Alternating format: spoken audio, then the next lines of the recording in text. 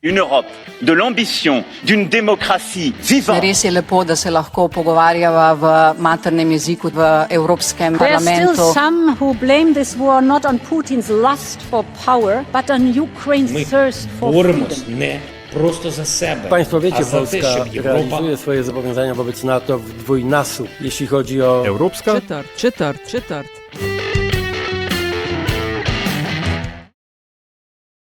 Kaj, če bi stavbe lahko živele in dihale?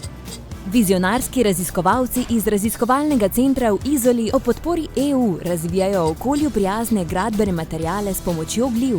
S takšnimi inovacijami bodo naše stavbe bolj prilagodljive in odporne na posledice podnebnih sprememb. EU se zavzema za znanost. Pa ti?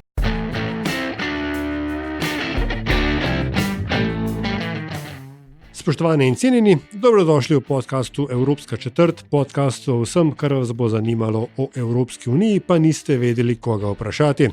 Evropsko četrt vodiva Aljaž Pengal-Bitenc in Nataša Briški, podcast domuje na spletni postaji metinalista.sim, v vašem nabiralniku pa sveža epizoda takoj, ko bo na voljo. Nataša, dobro novico imam. No, povej. Slovenija ne bo podprla predlagane direktive o tako imenovane chat control direktive. A smo zihar? Ja, tako sem jaz nazadnje prebral, ampak zdaj pa mislim, da lahko preverimo. Ker smo bili od tega, da se bojo vzdržali, do tega zdaj, da mogoče vseeno naj bi bili med državami, ki tega ne bodo podprli, ampak kaj to sploh je in zakaj se moramo, če se je treba tega bati. Gorazd Božič, vodja sicer tam organizacije, ki skrbi za varnost za našo dobrobit na spletu, pa širše tudi. Gorazd, zdravo. Zdravo.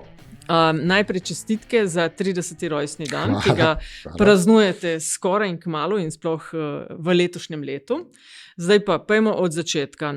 Za tistega, ki ne ve, kaj chat control, kot je krajše ime, ki se je prijelo tega predloga, v katerem bo svet EU-ja glasoval 14. oktobra, če se ne motim, naj bi ta novi zakon oziroma to, kar želijo narediti, preprečeval spolne zlorabe otrok na spletu. Ampak Ja, ne zakon jih ne bo preprečeval. no, to ja. Zakon želi uvesti, oziroma uredba želi uvesti nadzor nad šifriranimi komunikacijami, oziroma možnost, da bi se šifrirana komunikacija prestrezala, da bi organi pregona imeli dostop do tega. Zdaj, če pogledamo malo zgodovinsko, je policija vedno imela nekako možnost priti ali do recimo nekih pisem, do prisluškovanja telefonskim pogovorom, in to spada v njihov nabor ukrepov, ki jih izvajajo. Danes pa tehnologija omogoča to, da imamo mi šifriranje, ki je izvedeno med končnima točkama, se pravi med dvema telefonoma. In imamo aplikacije, ki to omogočajo, kar pomeni, da nihče vmes ne more oziroma lahko prestreže komunikacijo, ampak ta komunikacija ni razumljiva. Razumljiva je samo obem končnim točkam, ki imata ključ za dešifriranje oziroma odšifriranje te komunikacije. Zdaj, včasih je policija prišla pa je rekla, prisluškovali bomo temu telefonskemu priključku, prišla je z odredbo sodišča, operaterju telefonije in se tam preklopila na centrali. Tega zdaj ni več. In v bistvu tudi kriminalci uporabljajo zdaj šifriranje v komunikaciji oziroma aplikacije, ki omogočajo to end-to-end encryption, in policija je tukaj zdaj ostala brez tega možnosti prisluškovanja. In vsake toliko let se pojavi nekdo z idejo tega, da bi pa v bistvu naredili pa šifriranje tako, da bi pa policija pa organi pregona, se pravi the good guys, bi imeli pa v bistvu še en ekstra ključ, kakor univerzalni ključ, s katerim bi bilo pa možno odšifrirati vso komunikacijo. Tako kot sobarica v hotelih. Ti imaš svoj ključ, ampak ona lahko not pride, da počisti sobo ali karkoli. Na ta način. Ja, zato so v sobah tudi sefi, ja. v kjer lahko pa daš vredne stvari. No, in tukaj pa vprašanje, če uvedemo tako šifriranje, ga v bistvu tako pokvarimo, da v bistvu ne samo policija, ampak da je možno, da bo še kdo drug prišel do te šifrirane komunikacije. Poglejmo trenutno geopolitično situacijo. Kdo je najbolj na udaru, recimo ta velika družbena omrežja, veliki ponudniki, tukaj so Mete, Google, Microsoft in tako naprej. To so vse platforme, ki so pod ameriško jurisdikcijo. In vemo iz Snowdenovih razkritij, da je že takrat NSA njihov v bistvu tam, kjer so lahko, so v bistvu zbirali te podatke. Še eno dejstvo je, da in to mene čudi, ker policija to dobro ve, da v bistvu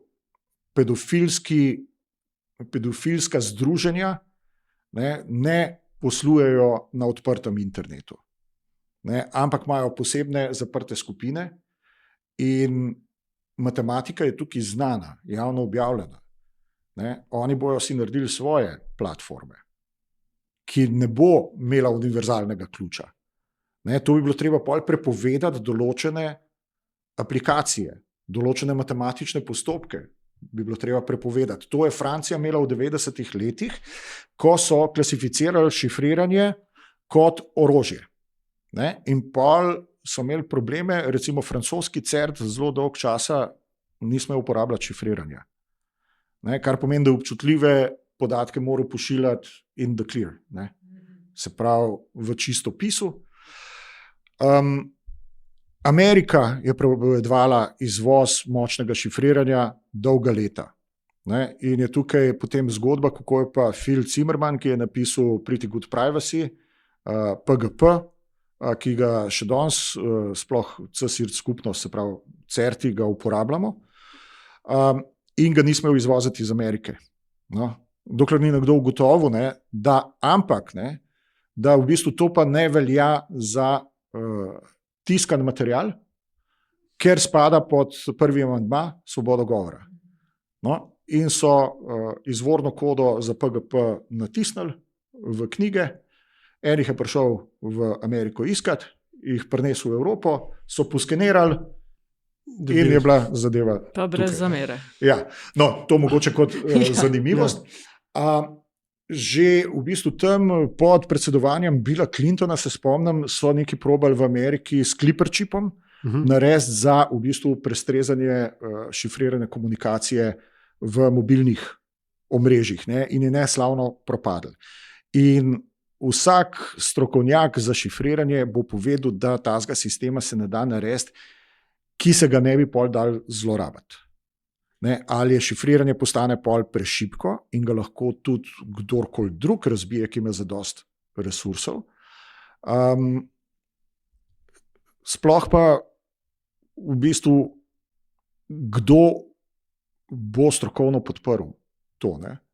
Recimo, glih kolega mi je rekel iz Avstrije, iz njihovega CERTA je rekel, da je to vprašanje zastavil na Europolu, je bila konferenca in da je zastavil to vprašanje. Kdo je v bistvu strokovno podpira to rešitev. In odgovor je bil, enkrat smo srečali nekoga, ki je rekel, da to bi se dal, pa pol, da pozna nekoga drugega, ki se mu zdi to čisto v redu ideja. Zdaj, če se vpraša recimo Brusa Schneiderja, ki je nedvomno ena od eminenc, kar se tiče šifriranja, kriptograf, on je zelo na stališču, to je neumnost. To ne bo imel v bistvu nekih bistvenih posledic, ker tako, kot sem rekel, tisti, ki se bo hotel skriti, bo pa pač svoje aplikacije uporabljal. In na koncu, ko začneš graditi to, ugotoviš, pa pol bi morali prepovedati določene aplikacije, pa določene postopke šifriranja bi morali prepovedati. Pa v bistvu, bi se lahko izognil s tem, da bi v bistvu nekako ven šel iz nekega območja, pa moramo pol v bistvu, tako kot ima Kitajska ta svoj veliki požarni zid, tudi v bistvu cenzurirati celoten internet, da se ne bi smeli več VPN-a uporabljati. Kaj to pomeni za šifriranje med mano pa spletnim mestom, po katerem brskam? Vse je zdaj HTTPS, skoraj vse. A to bomo tudi pokvarili, a to tudi treba prisluškovati, ali samo Facebooku. Sam, kot jaz vem, po Facebooku se pedofili ne menijo. Oni imajo, in to mislim, da policija tudi ve. Dobesedno 10 let je, tako rekoč do dneva, ko je Evropski parlament glasoval o Digital Single Market in vprašanju, ali bo splet še neutralen ali ne. In tudi takrat se je pač en tak velik grassroots gibanje za ohranitev spletne neutralnosti organiziralo. In tudi takrat je nekako Slovenija tik pred zdajci nekako stopila na stran, na dobro stran sile, da tako rečem. Pa mogoče veš, kaj so bili premisleki, pomisleki, ki so aktualno slovensko oblast ali pa administracijo vodili pri tem, da so rekli, da mogoče to vendarle ni dobra ideja? V tem konkretnem primeru v bistvu ne vem. Mi je to v bistvu se dogaja nekje, kjer jaz nisem bil zraven, tako da nimam informacij. Vas niso vprašali za mnenje okrog tega? Tudi prej, ko so Ampak ni to malo čudno? Dokler smo bili še za, ni se sprašvali za mnenje. Ne. Koga pa bojo? Mislim, niste ena od prvih hiš, na kjer potrkaš na vrata, kaj vi mislite o tem? Ja, jaz bi si upal trditi, da smo. Zanimivo. Konec dobro, vse dobro, ne bomo rekli. Okay, to smo zdaj, skratka, ne bomo podprli. Ne? To je bil predlog Danske. Ja, kolikor sem jaz bral, na N1 je bila vest, da v bistvu Ministrstvo za notranje zadeve se odločilo, da ne bojo v tej obliki podprli in da je treba tudi v bistvu iskati pravno ravnotežje z zasebnostjo in da tako implicitno je bilo, da to pa predstavlja v bistvu mogoče korak preveč. Zdaj, pred net neutrality je mogoče bilo drugačen, ker tam je bilo tudi veliko lobijev, ki so bili zato, ker so hoteli omejevati internet, pa v bistvu iskati dodatne zaslužke na internetu in jih je net neutrality motil. Tukaj gre pa v bistvu za bolj tako elementarno vprašanje, ali bomo državljani imeli pravico do neke zasebnosti, ali lahko policija uporabi neke druge mehanizme za to, da v bistvu preganja recimo najhujše oblike kriminala. In v bistvu klej je nek trade-off. Ja, jaz tudi, ker v bistvu tudi sodelujemo s policijo, jaz razumem njihovo stališče. Najbolj enostavno bi bilo, da v bistvu pritihneš nek magični gumb in puf, in tako kot v sneakersih. Ni več šifriranja. Magična škatla. Črke se sestavijo in to je tako. Ja. In to bi bilo za njih najbolj enostavno. In jim reš ful enih težav, ampak nismo več v tej dobi, ko bi to bilo realno. Ampak vendarle, jaz razumem refleks varnostnega aparata, da si kaj takega želi. Bolj zanimivo je refleks izvoljenih predstavnikov ljudstva, da na neki točki rečejo, won't someone think of the children? In potem je to pa magična formula za to, da se pa kar državljankam lahko vzame zasebnost ali pa pravico ali pa tako dalje. Ampak to tudi ni novo. Take reflekse imamo vedno znova, samo tehnologija se menja. Ja, se ena karikatura je, oziroma en štos je, pa ne vem, iz New Yorkerja, enega ameriškega časopisa, kjer je Uncle Sam je v trgovini in v bistvu tam na mizi mu prodajajo prepoved svobode govora in ga prodajalec vpraša, kako želite, da vam to zavijem. Na steni sta pa dva zavijalna papirja, na enem piše child protection, na drugem piše terorizem. Tako da, ja, in ta cikl se ponovi vsake toliko let. In temu se je rekel, mislim, da tisti Clipper chip, da je bila druga kriptovojna. Se temu rekel. Takrat kripto še ni bilo blockchaina, pa ni bilo bitcoina, tako da kripto se je takrat uporabljal še originalno za šifriranje in pride do tega poskusa in v bistvu takrat se zadeva umaknila. Tukaj me je presenetilo, recimo, da je tudi Nemčija podpira neko tako rešitev, ampak tako, kot sem rekel, mi nismo več v tej dobi, v nekem obdobju smo, ko to ni več mogoče. In smo tudi v obdobju, ko v bistvu se nekdo lahko doma naprinta pištolo, s katero gre pol streljati. In je to tudi grožnja, da imamo tehnologijo, ki omogoča blazno veliko. Zdaj, do sem smo prišli, a lahko nazaj, naredimo par korakov. Jaz mislim, da ja, ampak to nas pol pa postavi v neke druge družbene okvirje. Ne. Pol govorimo pa o državah, kot so recimo Kitajska, ki ima nadzor in ocenevanje ljudi, kolikor slišimo, ne.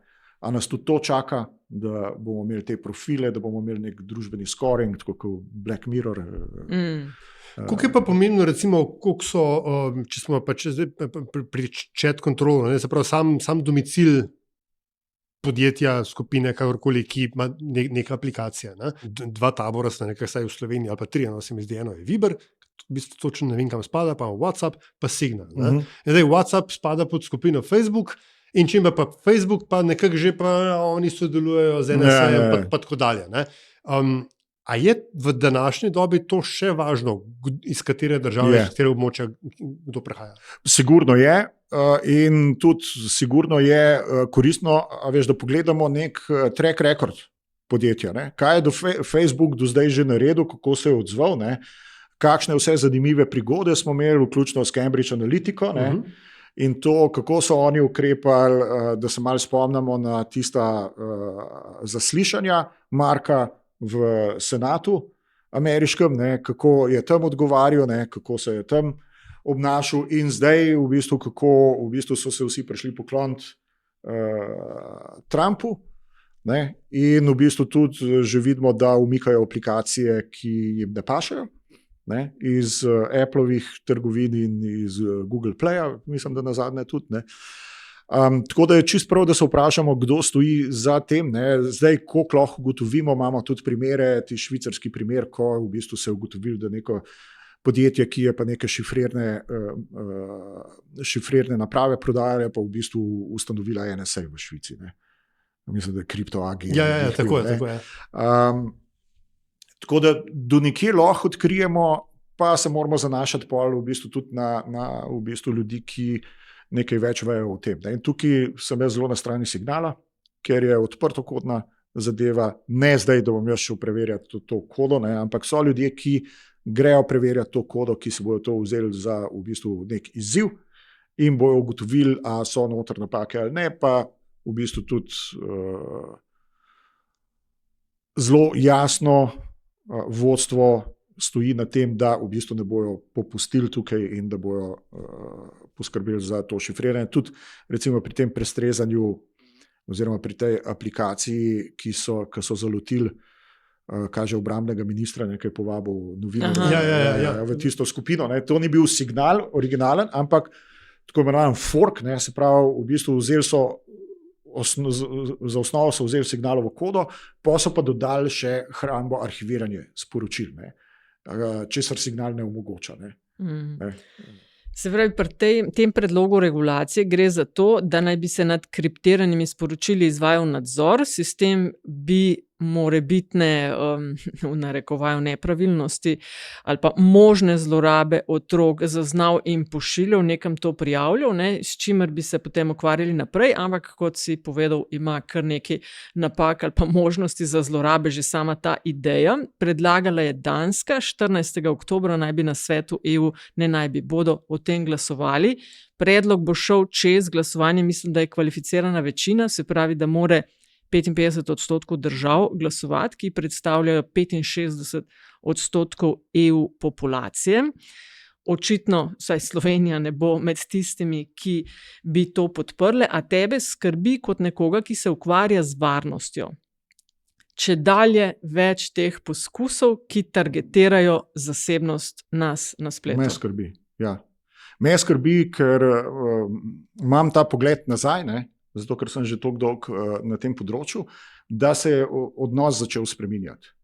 Ne, to je bilo v bistvu zelo hitro, smo prišli do tabu tem, pa do ustave, pa svetinje, v bistvu vse korespondence, ne vem, kako točno ustava že tam tajnost sporočil garantira, ne.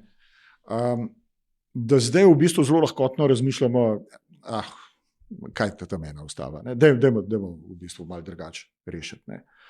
Da ta odnos je zelo tak rokohitrski postal in skrbi me tudi to, da se mogoče na tem področju slabo sliši stroka. Ne. Zdaj, eden je dobro povedal, no, pa moram to omeniti, ne, to ni moja ideja, ne, ampak eden tudi od teh strokovnjakov za kibernetsko varnost pa šifriranje je tudi na Mastodonu rekel, ampak nisem prepričan, ne, da mi bo ta moja uniforma, ne, še prav, če se jo zdaj oblečem, ne, ker sem tam na prelomu tisočletja sem svojo bitko opravil, ne, in bi si želel, da v bistvu nove sile zdaj stopijo na stran. Ne. Tukaj sem opazil, da danes je nov dan, ne, se je tudi aktiviral glede tega vprašanja. No, ampak tako, meni se zmeraj zdi normalno v bistvu poiskati mnenje stroke, ne, in to upoštevati. Vidim pa na dosti primerih, ne, da se zelo hitro v bistvu preskoči ta korak, ne, in se gre v neke rešitve malo na silo, ki ima pa lahko pač stranske posledice. To, da vas niso, ki se s tem ukvarjate, pocukali za rokav, kaj pa vi mislite, se meni zdi že kar ena od težav. Tako da, nič, Aljaž, imaš še ti kakšno vprašanje, ali tega piko postava, pa spremljamo glasovanje? Ja, bomo videli, kako je. Mogoče samo še to, ne? Če bi se zgodilo najhuje in bi pač to šlo čez in bi pač direktiva bila implementirana, kot se reče. A imamo ali pa se nakazuje, mogoče že, mislim, kakšni drugi načini za ohranjanje zasebnosti na spletu? Sigurno bi bili workaroundi. To je eden od problemov, ne, tega pristopa, da v bistvu kdo bo pol spoštoval zakon. Ne? Ja, pošteni državljani. Ne? A bo kriminal spoštoval zakon? Seveda ga ne bo, ker ga nikoli ne, po definiciji. Ne? Zato je kriminal. Ja, ja. Ne? Kaj bo pol, če te bojo dobili, pa boš imel signal na telefonu, ne? Kaj, te bojo aretirali? Avtomatično kriv, ne? Ja. Ne, take absurdne situacije se tukaj začnejo. A bom lahko uporabljal VPN, ne? Recimo, pa se bom zbral pač VPN-ov, se bom v Panamo, recimo, pa od tam brskal po internetu. Bo to tudi postalo kaznivo. Ne, kje v bistvu se začnejo pol vse te domine rušiti, oziroma do kam pride ta razmislek. Ne? In mislim, da ta razmislek je umanjkal doskrat, ampak super, vse ta konec dober, vse dobro. Ne? Zaenkrat smo mi proti, bomo pa videli. Mi bomo sigurno izjema. Mi bomo lahko še naprej šifriranje uporabljali, zato ker smo na strani kibernetske obrambe države, ne? Če tako bolj v zakonskem slengu povem, in bomo verjetno med izjemami. Ne? Zdaj je tudi prav, da v bistvu država na eni strani uporablja neke mehanizme, tega pa ne dovoljuje državljanom. Ne? Zdaj, mogoče ja, ne vem, ampak vsem tem bi pričakoval malo več diskusije. Gorazd Božič, vodja SICERT, najlepša hvala za gostovanje v Evropski četrti. Hvala za povabilo. To je bila Evropska četrt. Hvala za vašo pozornost. Predlogi in mnenja so kot vedno zelo dobrodošli. Hvala pa tudi za pohvale in kritike, ki jih delite z nami, in seveda res hvala za investicije, ki jih namenjate razvoju in produkciji naših vsebin, dostopnih tudi na delu ML Pro. Avtor glasbene podlage je Peli iz podcasta Opravičujemo se za vse nevšečnosti. Če vam je vsebina všeč, bo pomagalo, da nas najde še kdo, če naj jo ocenite pri vašem izbranem podcast ponudniku. Sicer pa hvala za vašo družbo in se slišimo spet kmalu.